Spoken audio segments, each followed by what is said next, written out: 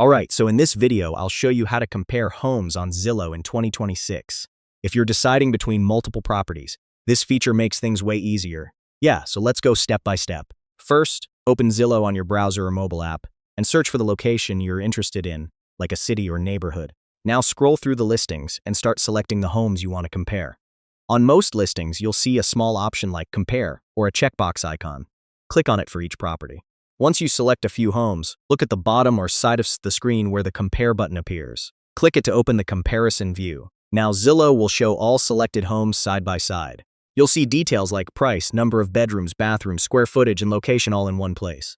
This is where it gets really useful, because you can easily spot differences without switching between pages again and again.